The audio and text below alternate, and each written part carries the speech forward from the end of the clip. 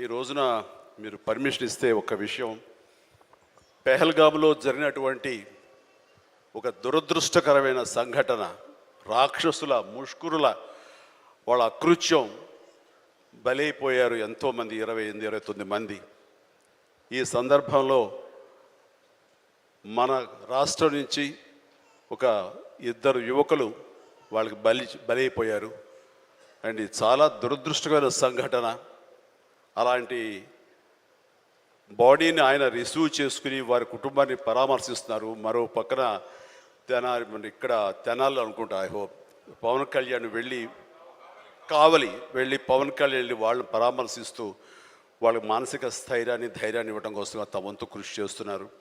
And వీళ్ళు చేసినటువంటి ఈ ప్రయత్నాన్ని మనస్ఫూర్తిగా నేను అభినందిస్తూ, అలాగే ఆ కుటుంబం 50 మందికి, అలాగే ఇతర రాష్ట్రాల్లో ప్రాణాలు అర్పించినటువంటి ప్రతి ఒక్కరికి హృదయపూర్వక నా కండోలెన్సెస్ని, సానుభూతిని తెలియజేస్తూ వాళ్ళ ఆత్మశాంతి చేకూరాలని సభాముఖంగా నేను కోరుకుంటున్నాను. ఇది సందర్భం కాదు తెలియదు, కానీ మనసు కలిచివేస్తుంది. ఇలా మీతో షేర్ చేసుకుంటే కొంచెం ఊరట లభిస్తుందని వారి సమక్షంలో నేను తెలియజేసుకుంటున్నాను. నేను రావటానికి ముందు మీరు ఏమైనా సంతాపాన్ని తెలిపారమ్మా? సంతాపాన్ని తెలియజేశారు ఇంతకుముందు? సో వారి సమక్షంలో ఒక 2 నిమిషాలు నిలబడి మనందరం మౌనం పాటించి వారికి మన నివాళులు అర్పిద్దాం.